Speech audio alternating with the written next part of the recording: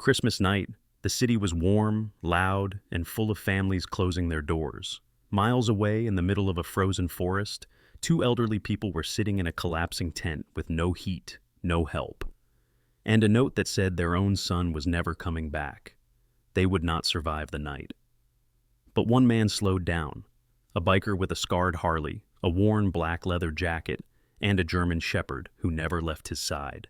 Jack Miller had already lost enough in his life. Stopping meant risk. Driving on meant regret. And the choice he made in the snow would turn a forgotten Christmas into the one that changed all their lives.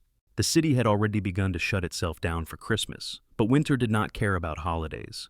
Snow had been falling since early afternoon, slow at first, then heavier, the kind that stuck to everything it touched and refused to let go. Streetlights glowed dim and yellow through the thick air, halos blurring into one another like tired eyes that could no longer focus. Storefronts along the main road were dark, metal shutters pulled down, decorations still hanging above empty sidewalks. Plastic wreaths swayed slightly in the wind. A banner reading Merry Christmas flapped loose at one corner, snapping softly against a brick wall. The temperature had dropped fast after sunset, the kind of cold that didn't announce itself loudly, but settled in quietly and stayed. It crept into boots, through gloves, into joints that already carried too many winters. Cars moved slowly, tires hissing against slush. Drivers hunched forward as if that might help them see better. Somewhere downtown, church bells rang for evening service, their sound muffled by snow, distant and hollow. Jack Miller rode through it all without stopping. His motorcycle was old, a Harley that had seen more winters than most of the cars crawling past him. The engine didn't purr. It rumbled, low and steady, a sound that felt more like breathing than machinery. The paint was faded, scratched in places, dulled by years of road salt and neglect. The headlight cut a narrow tunnel through the snowfall, barely enough to keep the road clear. Jack sat tall on the seat, broad shoulders hunched slightly against the cold. He was 43, built thick from years of manual work, his frame heavy but controlled, like someone who knew exactly how much strength he had and when not to waste it. A long-sleeve black leather biker jacket clung to him, worn soft at the elbows, cracked along the seams, scarred with old scrapes that never fully disappeared. Beneath it were layers that had lost their shape long ago. His jeans were work-worn, stained at the knees, tucked into thick boots built for standing on concrete floors, not Christmas sidewalks. His head was shaved close, the skin pale under the streetlights, with a short knot of hair tied low at the back, something he had started doing years ago and never stopped. His beard was thick, uneven, threaded with gray that showed more clearly in the cold. His face stayed still as he rode, jaw set, eyes forward, expression unreadable. People who passed him might have thought he looked hard, or tired, or both. Most wouldn't have looked long enough to tell the difference. Behind him, balanced easily despite the shifting road, sat Max. Max was a German shepherd-type dog, black and tan, large without being bulky, his coat thick and dense against the cold. He wore a simple harness, scuffed and fraying at the edges, clipped securely to the frame. His ears were alert, turning slightly with every change in sound, every unfamiliar movement. He leaned forward, just enough that his chest brushed the back of Jack's jacket, steady and calm, as if they had been riding like this forever. His breath fogged the air in short bursts, and his eyes tracked the road ahead with quiet focus. Jack had picked Max up 3 years earlier from a shelter that smelled like bleach and resignation. The paperwork had been quick, the bond had not. Max had come with scars that weren't visible, and habits that took time to understand. Now, he rode like this without question, trusting Jack's balance as much as Jack trusted Max to stay still. They passed the edge of the industrial district where Jack worked. The factory had gone dark an hour earlier, its parking lot empty except for a few abandoned vehicles dusted with snow. Jack's hands still smelled faintly of oil and metal. His shoulders ached in the dull way they always did after a double shift. He had stayed late because holiday pay mattered when rent was due, and because there was no one waiting for him at home who needed him there sooner. The road narrowed as the city thinned out. Buildings gave way to patches of trees, bare branches bending under the weight of fresh snow. Cell signal dropped. Jack noticed without checking. He had learned a long time ago not to rely on things that disappeared when conditions turned bad.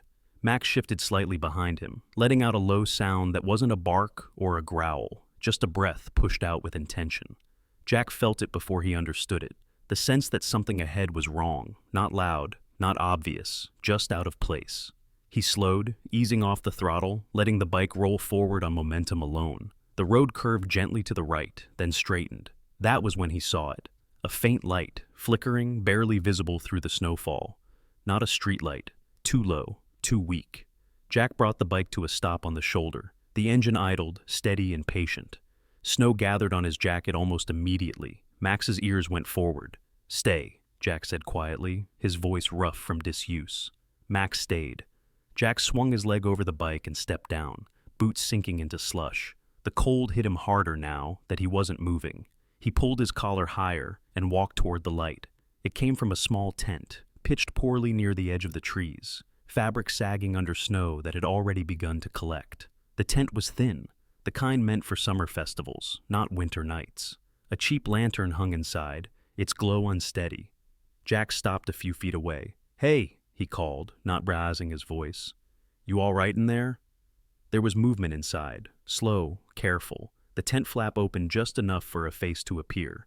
An elderly man, late 70s maybe, skin pale and drawn tight over sharp cheekbones. His hair was thin and white, plastered flat with sweat despite the cold. He wore a coat that had once been warm but now looked too light, too old. Behind him, Jack saw another figure, a woman, smaller, wrapped in layers that didn't quite hide how much she was shivering. Her hair was gray and pulled back loosely. Her hands were clenched in her lap, fingers stiff. We're fine," the man said. His voice trembled despite the effort to keep it steady. Jack didn't move closer. He had learned not to crowd people when they were scared. "It's getting colder," Jack said. "Snow's not letting up." The woman coughed, sharp and deep, then turned her face away, embarrassed. Max had come up behind Jack now, standing still, body aligned with Jack's leg. His tail did not wag. He simply watched. The elderly man noticed Max and swallowed. "He won't hurt you," Jack said, reading the look. "He's with me." The man nodded slowly. "We were told it would be quiet here," the man said. "Just for the night." Jack glanced around. There were no other vehicles, no tracks except his own. "Who told you that?" Jack asked. The man hesitated. The woman lowered her eyes. "Our son," the man said finally. Jack didn't react. He didn't ask more. He had learned that people shared what they were ready to share, and nothing more. The wind picked up, pushing snow against the tent, making the fabric snap softly. Jack looked at the lantern, at the way the tent leaned under the weight above it. "You got heat?" Jack asked. The man shook his head. "Food?" Jack asked. The woman lifted a small basket weakly. Jack could see inside even from where he stood. Bread, a couple of cans, water already beginning to ice. Jack exhaled slowly through his nose. "You can't stay here," he said, not unkindly. The man straightened slightly. "We were told." "I know," Jack said, "but you can't stay." Max took a single step forward, pressing closer to Jack's side, as if agreeing. Snow fell heavier now, thick and silent. Jack looked back toward the road, then at the tent again. "All right," he said quietly, more to himself than anyone else. "Let's figure this out." He turned back toward his bike. "Stay with them," he said to Max. Max looked at him, then at the tent, then back again. He moved forward and sat beside the opening without hesitation, broad body blocking the wind as best he could. Jack paused for a moment, hand resting on Max's head. The dog leaned into the touch. Then Jack stepped away, boots crunching toward the road, snow already filling in his footprints behind him. Christmas night pressed in closer, cold and patient, as the city disappeared behind the falling white. Jack did not rush back to the road. He stood beside his motorcycle for a moment longer than necessary, one gloved hand resting on the cold metal of the handlebar. Snow settled on his shoulders, melting slowly into the cracks of his jacket. The engine idled beneath him, patient, waiting. The sound felt too loud in the quiet that had swallowed the forest behind him. He looked once more toward the faint glow of the tent. From this distance it was barely visible, a weak square of light struggling against the dark. Max sat at the entrance exactly where Jack had left him, his broad back to the wind, ears forward. The dog did not look back. He was already working. Jack nodded to himself, then swung onto the bike and eased back onto the road. The tires slid slightly before finding grip. Jack adjusted without panic, letting the bike correct itself. He had ridden through worse weather than this, in places where snow wasn't the biggest thing trying to slow you down. Still, his shoulders tightened as the trees closed in on both sides of the road. There were no houses out here, no businesses, just long stretches of asphalt cutting through land that didn't care if anyone passed through. The truck was at the construction site 3 miles back, parked behind a chain-link fence with a lock that Jack knew too well. He'd been borrowing it for weeks, unofficially, the way things happen when people trusted you enough not to ask questions.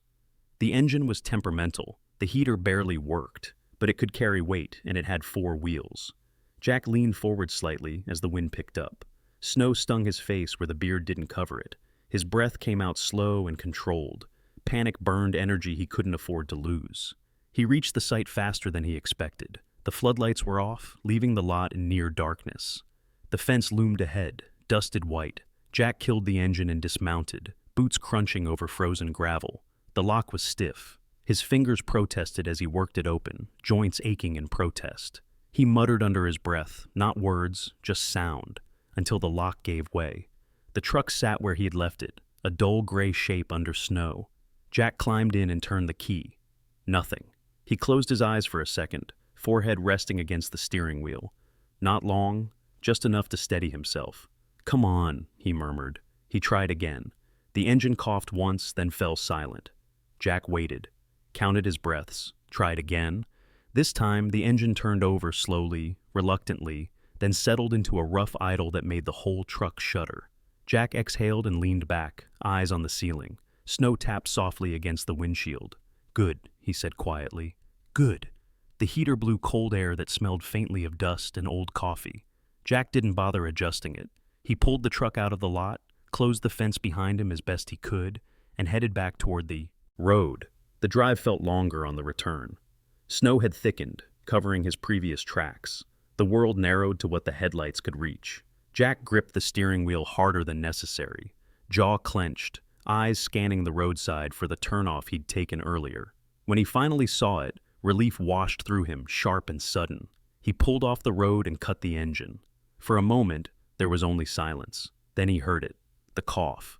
It carried faintly through the snow, thin and uneven. Jack was out of the truck before the echo faded. The tent sagged badly now, one side pressed low under the weight of snow. Jack moved fast, brushing snow away with his arms, pushing against the fabric to give it air. His hands burned as the cold bit deeper. "Hey," he said, voice firm but calm. "It's me." Max shifted immediately, standing to make space. His fur was dusted white, ice clinging to his whiskers, but his eyes were bright and alert. He pressed briefly against Jack's leg, then stepped aside. Inside, the woman's breathing was shallow. Her cheeks were flushed and unnatural red. Her eyes fluttered but did not focus.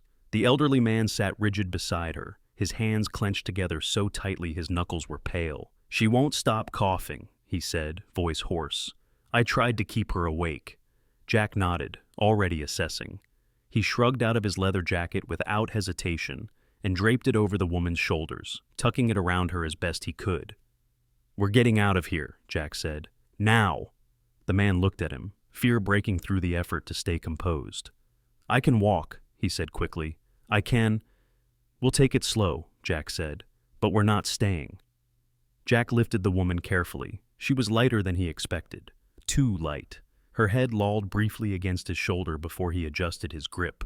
Max stayed close, pacing in a tight circle, alert to every movement. They moved in stages. Jack carried the woman to the truck first, easing her into the passenger seat, wrapping a blanket around her that he pulled from behind the seat. Max jumped up onto the floorboard without being told, positioning himself so his body blocked the draft. Jack returned for the man, supporting him as they walked. The man leaned heavily on Jack's arm, breath coming in short pulls. "I'm Harold," the man said after a moment. As if realizing names mattered. "That's my wife, Eleanor." Jack nodded. "Jack." He did not offer more. Once everyone was inside, Jack started the engine and turned the truck back toward the road. The drive was quiet except for the rattling heater and Eleanor's uneven breathing. Harold sat with his hands folded in his lap, staring straight ahead. Max rested his head on Eleanor's knee, watching her face. Jack kept his eyes on the road. They reached Jack's house just before midnight. It was a small place. One story, set back from the road, paint peeling, porch light flickering, no decorations, no wreath, just a narrow path shoveled through the snow, leading to the door. Jack killed the engine and climbed out. Inside, the house smelled faintly of soap and wood. Jack moved quickly, practiced. He lit the stove, filled a pot with water, set it to boil. He turned on lamps, dragged extra blankets from a closet, cleared space on the couch. Harold helped where he could, movement stiff but determined. Eleanor stirred as the warmth began to take hold. Her breathing evened slightly. Jack knelt in front of her, checking her hands, her face. "You're warm now," he said quietly. "Just rest." She did not respond, but her brow eased. Max settled at the foot of the couch, his body angled toward her, ears alert even as his eyes closed halfway. Jack finally sat back in a chair opposite them, elbows on his knees, hands hanging loose between them. The adrenaline drained away, leaving a deep, heavy fatigue. Harold looked around the room slowly. "You didn't have to do this," he said. Jack shrugged once. "Couldn't leave you." Harold nodded, swallowing. His eyes shone, but he did not cry. Outside, snow continued to fall, soft and steady, burying the road behind them. The night moved forward, quiet and watchful. And somewhere beyond the reach of the falling white, a promise had already been broken. The house settled slowly after midnight, not all at once, but in pieces. The ticking of the old wall clock, the hum of the refrigerator, the faint pop of the heater cycling on and off. Outside, snow continued to fall, quiet and patient, piling against the porch steps and filling the narrow path Jack had shoveled earlier. The wind had eased, leaving behind a stillness that pressed against the windows like a held breath. Jack sat in the chair across from the couch, elbows resting on his knees, hands loose and empty. The fatigue had finally caught up to him, dragging at his shoulders, dulling the edge of his thoughts. Still, he did not sleep. Eleanor lay wrapped in blankets, her gray hair fanned out against a pillow that had once belonged to Jack. The color had returned slightly to her face, though her breathing remained uneven. Each rise and fall of her chest caught Jack's attention, like a rhythm he was unwilling to lose track of. Max lay on the floor beside the couch, his body stretched along its length, nose resting near Eleanor's hand. Every so often, his ears twitched at a sound only he noticed. He had not fully relaxed since they arrived. Jack recognized the posture. Max was guarding. Harold sat in the armchair near the window, hands folded carefully in his lap. He had refused to lie down, insisting he was fine, that he preferred to stay upright. His back was straight, but his shoulders sagged under the weight of exhaustion. He stared at the dark glass, watching snowflakes gather and slide away. Minutes passed without anyone speaking. Jack broke the silence first, his voice low and steady. "You hungry?" Harold blinked, as if pulled from somewhere far away. "I don't know," he said honestly. "I think I forgot how that feels." Jack nodded. He stood, joints cracking softly, and moved into the kitchen. He opened a cabinet, then another, assessing what he had without thinking too hard about it. A few cans. Bread that had gone slightly stale, soup mix, enough. He filled a small pot and set it on the stove. Movements economical, practiced. This was how he moved at work too. No wasted motion, no hesitation. He had learned that efficiency was a form of kindness when resources were limited. Harold watched from the chair. "You live alone," Harold said, not as a question. Jack glanced back briefly. "Just me and him." He nodded toward Max. The soup warmed slowly. Jack stirred, then poured it into mismatched bowls. He carried them to the small table and gestured for Harold to join him. Harold hesitated, then rose carefully, taking each step with intention. He sat across from Jack, cradling the bowl in his hands as if it might vanish. They ate in silence. The soup was simple, thin but hot. Steam rose and fogged Harold's glasses. He took small bites, careful not to rush. Jack ate slower than usual, watching Eleanor between spoonfuls. After a few minutes, Harold spoke again. "She always loved Christmas," he said quietly. "Used to decorate early. Said the light helped her through the dark months." Jack nodded once. He did not ask where the decorations were now. Max shifted, lifting his head. Eleanor stirred, her fingers brushing against his fur. Max did not move away. He leaned closer instead, letting her rest her hand fully. Harold noticed and gave a faint, tired smile. "Good dog," he murmured. Max's tail thumped once against the floor. Jack finished his soup and stood again. He rinsed the bowls and set them in the sink, then paused, listening. Eleanor's breathing had steadied further. The cough had not returned. He went to the door and checked the lock, then glanced through the window at the snow-choked yard. The world beyond the glass felt very far away. When he turned back, he noticed the basket. It sat near the couch, tucked against the wall where it had been set down earlier, woven straw, edges frayed. Jack recognized it from the tent. He crouched beside it, lifting the lid gently. Inside were the same few items he had seen before: bread, unopened cans, a water bottle now thawing slowly. And beneath them, folded neatly, was a piece of paper. Jack's hand stilled. He did not pick it up right away. Harold noticed the change in his posture. "What is it?" he asked. Jack hesitated, then reached into the basket and unfolded the paper carefully, smoothing it once with his thumb.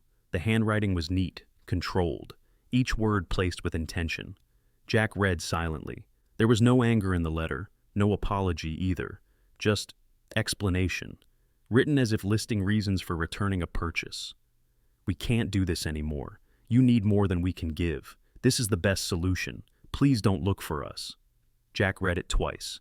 Then he folded the paper back along the same lines and held it loosely in his hand. Harold did not ask to see it. He already knew. "That's from him," Harold said quietly. Jack nodded. Harold's shoulders sagged, the last of his effort slipping away. "I thought maybe he'd changed his mind," he said. "Even after everything, I kept thinking he'd come back."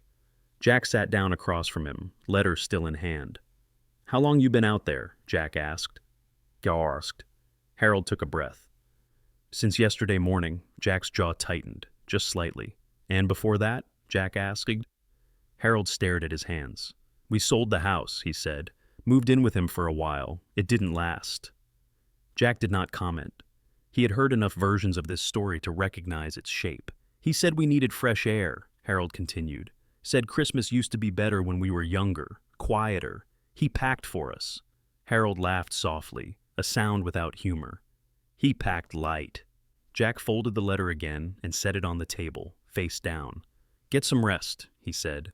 "We'll figure the rest out tomorrow." Harold nodded, though his eyes remained distant. Jack stood and moved toward the couch. He adjusted the blankets around Eleanor, tucking them in more securely. She stirred, her eyes opening briefly. "Harold?" she whispered. "I'm here," Harold said immediately, rising to her side. "You're safe," Jack said quietly. Eleanor looked at him, her gaze lingering on his face, on the worn jacket draped over a chair, on Max at her side. "Thank you," she murmured, then closed her eyes again. Jack stepped back, giving them space. He took the letter and placed it in a drawer beneath the table, not hidden, just out of sight. The night stretched on. Jack eventually returned to his chair, leaning back, arms crossed. Sleep came in fragments, brief, shallow moments broken by awareness. He woke each time Eleanor coughed or Max shifted. Outside, the snow finally began to slow. Toward morning, the sky lightened just enough to suggest dawn was on its way. Jack watched it from his chair, eyes heavy but clear. He had not planned for this night, had not planned for any of what lay ahead. But the road had brought them here anyway, and for now, that was enough. Morning did not arrive all at once. It crept in quietly, slipping through the thin gaps in the curtains, laying pale light across the worn floorboards. The snow outside reflected what little brightness the sky offered, turning the room a soft gray that made everything feel suspended, as if the night had not fully let go yet. Jack woke before the alarm he no longer used. His body had learned its own schedule over years of early shifts and interrupted rest. He sat up slowly in the chair, shoulders stiff, neck sore from sleeping upright. For a moment, he did not move. He listened. The house was quiet in the way it had been before Eleanor and Harold arrived, but not empty. There was breathing now, two different rhythms coming from the couch. There was the faint scratch of Max's claws against the floor as the dog stretched and resettled himself. There was the sound of the heater cycling on, working harder than it usually did. Jack stood and rolled his shoulders, wincing slightly. He crossed the room and looked down at Eleanor. Her face was calmer than the night before. The color had faded from an alarming red to something closer to natural. Her breathing was still shallow, but steady. Max lay close, his body curved protectively along the edge of the couch, eyes half open, watching Jack without lifting his head. Jack nodded to him. "You did good," Jack murmured. Max's tail moved once, slow and controlled. Harold sat nearby, slumped in the armchair, head tilted slightly forward. He had fallen asleep some time before dawn, hands still folded in his lap. His glasses sat crooked on his nose. Jack did not wake him yet. He moved quietly into the kitchen, careful with every step. The floor creaked anyway, as it always did, but softly enough that it didn't break the stillness. He filled the kettle and set it on the stove, then leaned against the counter while it heated. His reflection stared back at him from the dark window. The lines in his face looked deeper in the morning light. The gray in his beard stood out more sharply. He looked older than 43. He often did after nights like this. Jack had not planned on anyone else being in his house. He hadn't planned on responsibility that went beyond keeping himself and Max fed. For a long time, that had been enough. He poured hot water into a chipped mug and took a slow sip. The heat spread through his chest, loosening something tight inside. Behind him, Harold stirred. "Morning," Jack said without turning. Harold blinked, then straightened with effort. "Morning," he replied. His voice was rough, but steadier than the night before. "How's she doing?" Harold asked, nodding toward Eleanor. "Better," Jack said. "Still needs rest." Harold exhaled, shoulders lowering. He stood and walked carefully to the couch, resting a hand on Eleanor's arm.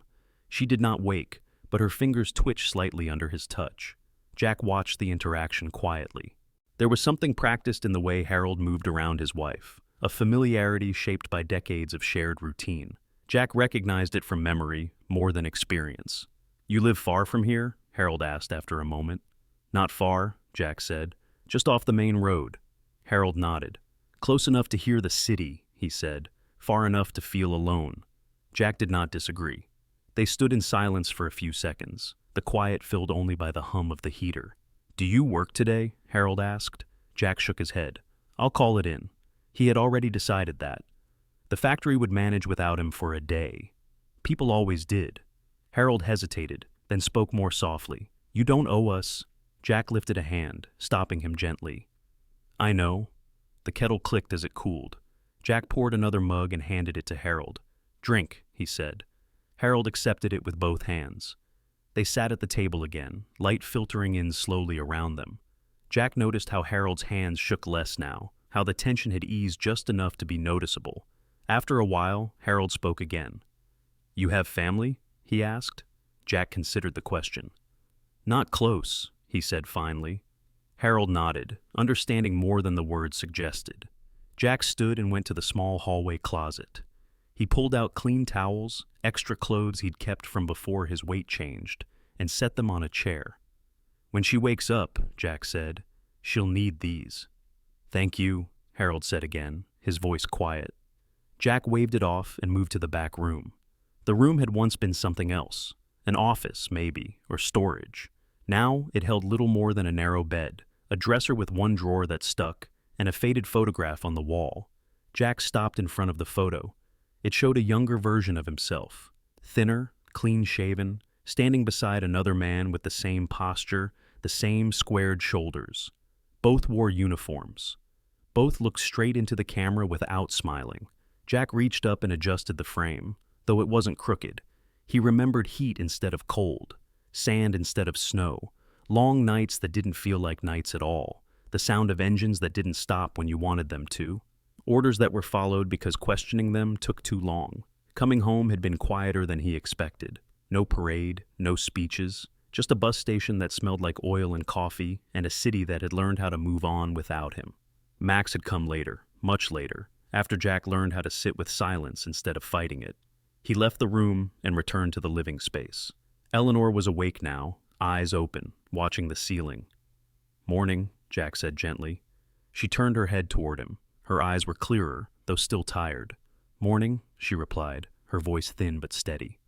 "How do you feel?" Jack asked. "Like I've been somewhere very far away," she said after a pause. Jack nodded. "You're back." She smiled faintly. Max rose immediately and moved closer, placing his head on the couch beside her. Eleanor lifted her hand and rested it against his fur. "He stayed," she said softly. "He does that," Jack replied. Eleanor looked at Jack more closely then, taking in his size, the worn jacket hanging on the chair, the scars on his hands. "You didn't have to help us," she said. Jack met her gaze. "I know." The words hung between them, not uncomfortable, just honest. Later that morning, the snow slowed enough for the road to reappear beneath it. Jack stepped outside to shovel, Max following close behind. The cold bit at his face, but it felt manageable now, grounded by purpose. As he worked, Jack noticed a car slow near his driveway. It did not stop, but it did not pass quickly either. Jack straightened, leaning on the shovel. The car moved on. He watched it disappear down the road, a faint sense of unease settling in his chest. The world had a way of catching up to things you tried to keep quiet. Inside, Eleanor and Harold spoke softly, their voices low and tired but steady. Jack returned indoors, brushing snow from his jacket. Whatever came next, it had already started. The day did not stay quiet. By late morning, the sky had lifted just enough to reveal the dull outline of the neighborhood. Small houses set far apart, roofs bowed under snow, driveways half cleared and already filling again. Jack stood at the kitchen sink, rinsing a mug, when he heard the sound of tires on slush slow outside, not stopping, not passing through, just slowing enough to notice.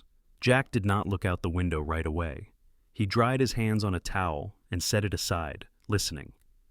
The engine idled for a moment, then moved on. From the living room, Eleanor's voice drifted toward him, low and careful.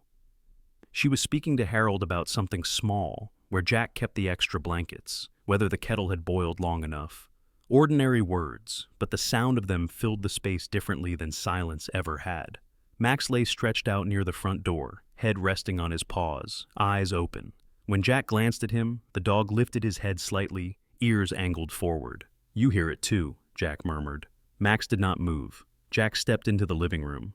Harold sat at the table, sorting through the few items from the basket: breadcrumbs, the empty cans, the folded paper Jack had placed back inside earlier that morning. Eleanor watched him from the couch, her posture more upright now. Her color improved, though fatigue still clung to her. "Someone drove by slow," Jack said. Harold's hands paused. "Looking for us?" he asked, not quite meeting Jack's eyes. "Maybe," Jack said. "Maybe just curious." Eleanor drew the blanket closer around her shoulders. "We didn't tell anyone where we were going," she said. "There was no one to tell." Jack nodded.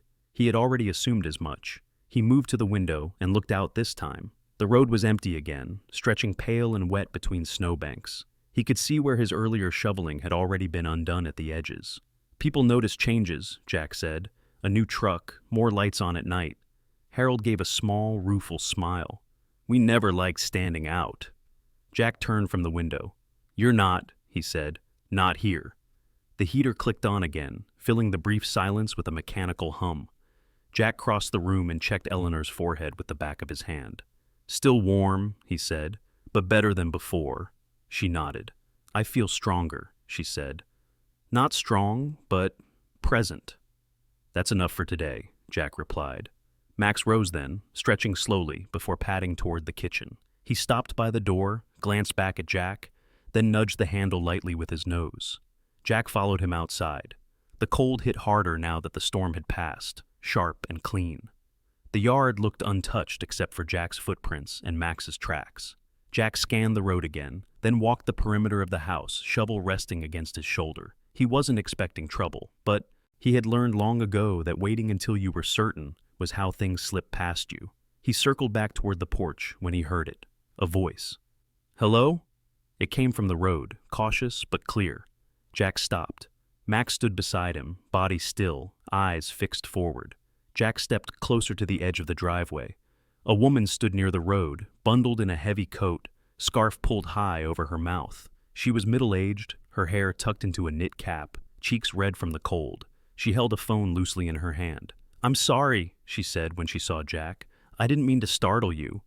Jack nodded once. "What can I help you with?" She hesitated, glancing past him toward the house. "I live down the road," she said, "a few houses back. I saw your truck arrive late last night, and, well, we don't get many visitors out here." Jack waited. "I thought maybe someone was stranded," she continued. "With the storm and all." Jack considered her. Her posture was open, curious, not confrontational.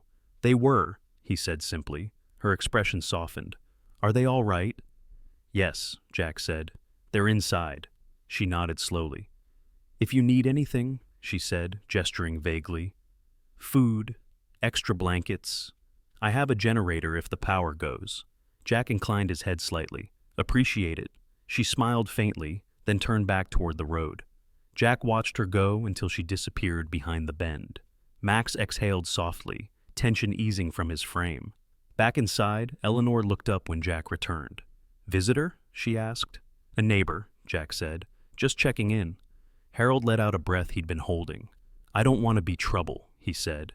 Jack met his eyes. "You're not." He meant it. The afternoon passed in small, deliberate motions. Jack made phone calls, one to work, brief and factual, one to a local clinic, asking questions without giving names. He listened more than he spoke. Eleanor rested. Harold helped where he could, folding towels, wiping counters. He moved slowly, but with purpose. Max drifted between them, a quiet presence, settling wherever the room felt weakest. As dusk approached, the light outside shifted again, shadows lengthening across the snow. Jack stood by the window, watching the road. Another car passed. This one did not slow. Jack relaxed slightly. At dinner, they sat together at the small table. Jack served portions carefully, mindful not to rush Eleanor. The food was simple, but warm. "This is the first meal we've had together in a while," Eleanor said softly. Jack paused. "Together is flexible," he said. "Means different things to different people." She smiled. "I think I like this version." Afterward, Harold reached into his coat pocket and pulled out a small, worn wallet. He hesitated, then placed it on the table. "I want to help," he said, "however I can." Jack shook his head immediately. "Not like that." Harold looked embarrassed. "I insist." Jack leaned forward slightly. "You already are," he said, "just by being here." Harold studied him for a moment, then nodded. That night, Jack double-checked the locks again. He did not feel afraid, just aware. As he turned off the lights, Eleanor spoke from the couch. "Jack?" He looked over. "You didn't ask why we stayed," she said. "Why we didn't leave earlier." Jack considered his answer. "Didn't need to," he said. She watched him, eyes shining but steady. "That matters," she said. Jack nodded once. Outside, the road lay quiet again, snow reflecting moonlight in a pale ribbon. Inside, 4 lives shared the same warmth. And the world, having knocked once, waited to see what would happen next. Snow fell again that night, lighter than before, as if the sky were reconsidering its earlier decision. It drifted instead of pressed, settling gently on the roof and the hood of the truck, softening the sharp edges left behind by the storm. Inside the house, the air was warmer now, thicker with the smell of food and the quiet presence of people who were no longer strangers. Jack woke before dawn, the way he always did. The house was dark except for the faint glow of the stove clock. He lay still for a moment, listening. Eleanor's breathing came steady from the couch. Harold shifted occasionally in the chair beside her, a low creak of fabric marking each small movement. Max lay near the door, stretched out but alert, his ears lifting briefly when Jack swung his legs over the side of the bed. Jack pulled on his boots and jacket and stepped outside. The cold bit at his face immediately, sharp but familiar. He stood on the porch and breathed it in, letting the quiet settle his thoughts. The road beyond the yard was empty, a pale ribbon winding between snowbanks. No headlights, no movement. He shoveled again, slower this time, working the stiffness out of his shoulders. Max followed him out, trotting along the edge of the cleared path, occasionally stopping to sniff at something buried beneath the snow. When Jack paused to rest, Max sat beside him, solid and steady. "You're not wrong," Jack said quietly, resting both hands on the shovel handle. "It's not going away." Max looked up at him, head tilted slightly, as if waiting for the rest of the thought. Jack finished clearing the path and went back inside, brushing snow from his jacket. He set water to boil and moved through the kitchen with the ease of routine, preparing breakfast without thinking too hard about it. He had done this before, for other people, in other lives. It felt familiar in a way that surprised him. Harold woke as Jack set plates on the table. "You're up early," Harold said, voice still thick with sleep. "Always am," Jack replied. Eleanor stirred a few minutes later, sitting up slowly, supported by pillows. Her movements were careful but deliberate. The color in her face was better this morning, her eyes clearer. "Smells good," she said. Jack nodded. "Eat slow." They did. The meal passed quietly, but it was not uncomfortable. Harold spoke about small things, how the snow reminded him of winters when his children were young, how Eleanor used to make too much food and give it away to neighbors who hadn't asked for it. Eleanor listened, correcting details gently, smiling faintly when Harold exaggerated. Jack listened without comment, his presence steady and unobtrusive. After breakfast, there was a knock at the door. It was light, careful. Max stood immediately, body angled toward the sound. Jack held up a hand. "Easy," he murmured. He opened the door to find the same woman from the day before standing on the porch. Cheeks red, breath fogging the air. She held a paper bag in both hands. "I hope this is all right," she said. "I made soup. Thought you might want something warm." Jack hesitated, then stepped aside. "Thank you." She glanced inside, her eyes flicking briefly to Eleanor and Harold before returning to Jack. "I'm Susan," she said. "I didn't catch your name yesterday." "Jack," she nodded. "Well, Jack, if there's anything else, we're okay," Jack said, "but I appreciate it." Susan smiled, relief evident in her posture. "Good. We look out for each other out here." After she left, Eleanor watched Jack carefully. "You're known," she said softly. Jack shrugged. "Enough." The day moved on, slow but purposeful. Jack made another call to the clinic, this time arranging an appointment under the guise of a routine visit. He kept details minimal. Names mattered less than timing. In the early afternoon, a car pulled into the driveway. Jack saw it from the window and stiffened. It was a sedan, newer than most vehicles in the area, its paint clean despite the snow. It idled for a moment before the engine cut. Max stood, ears forward. Jack stepped outside before anyone could knock. A man got out of the car, mid-40s, well-dressed despite the cold. His coat was expensive, his shoes impractical for snow. He looked around as if assessing property value rather than a place where people lived. "Can I help you?" Jack asked. The man smiled, but it did not reach his eyes. "I'm looking for my parents," he said. "They've been missing." Jack did not move. "You're on the wrong road." The man's smile tightened. "They're elderly," he said. "Confused sometimes. We're very worried."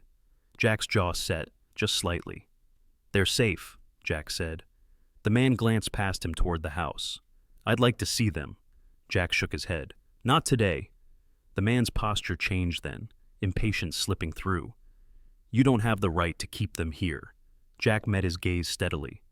"They're here by choice." The silence stretched. From inside, Eleanor's voice drifted faintly through the open door. "Jack?" The man's eyes flicked toward the sound. Jack stepped fully into the doorway, blocking the view. "You should go," he said calmly. The man hesitated, then laughed softly.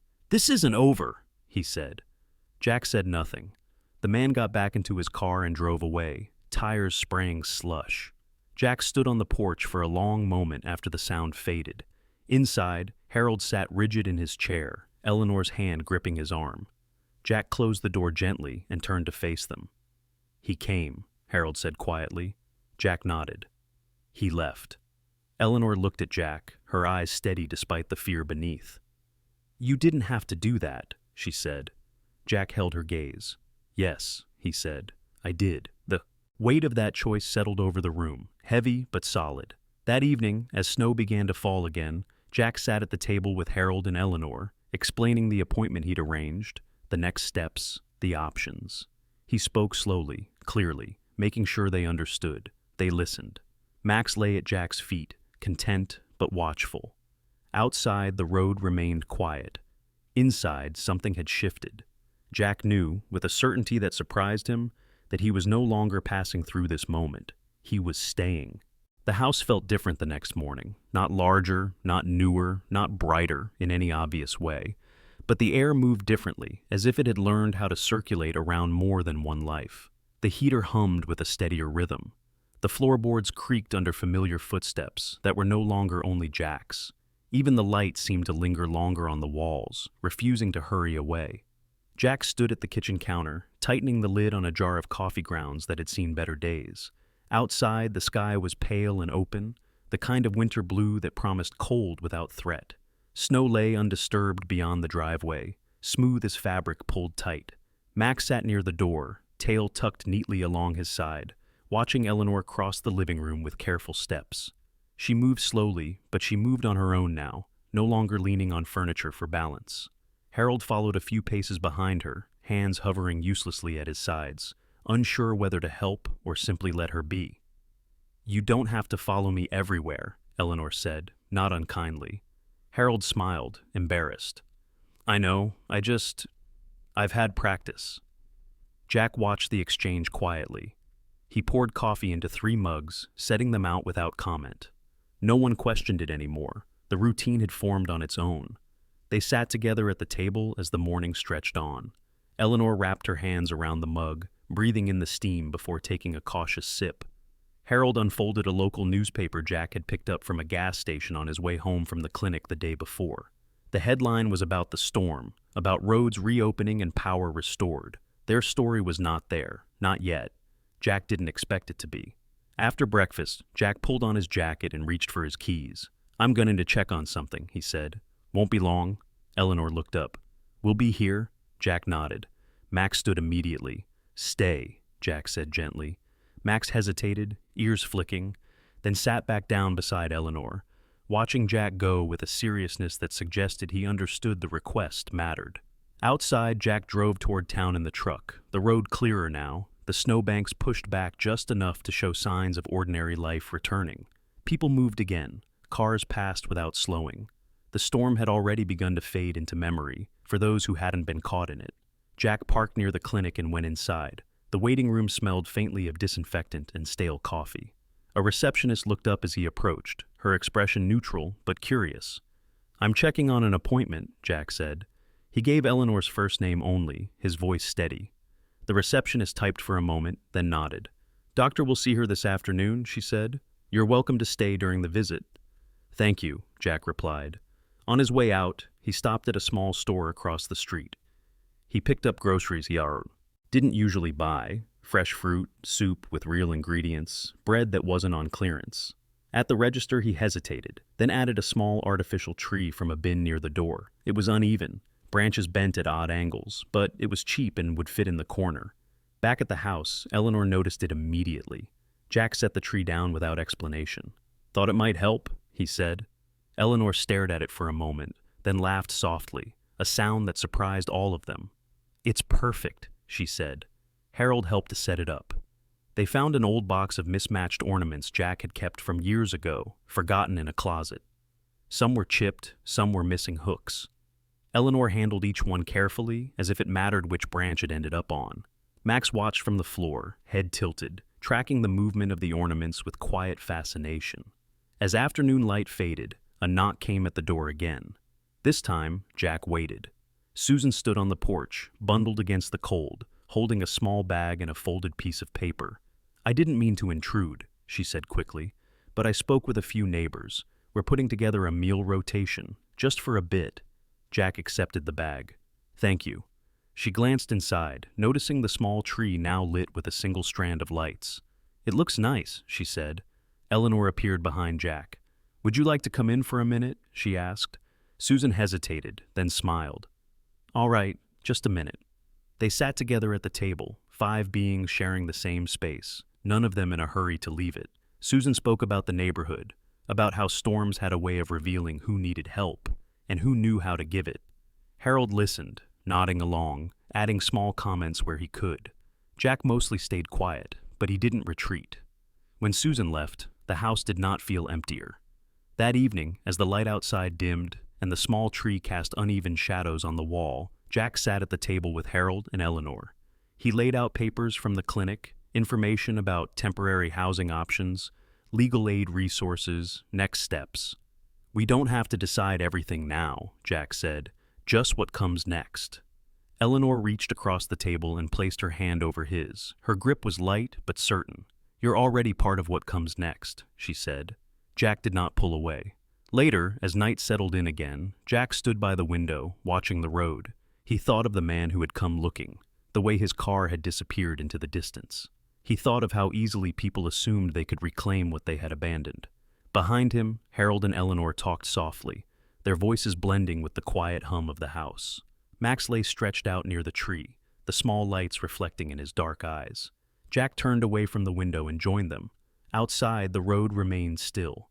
Inside, something solid had taken shape, not borrowed, not temporary, home. Christmas morning arrived without announcement. There were no bells, no sudden brightness, no moment where the world seemed to stop and admire itself. The light came slowly, pale and patient, spreading across the snow the same way it had every morning that week.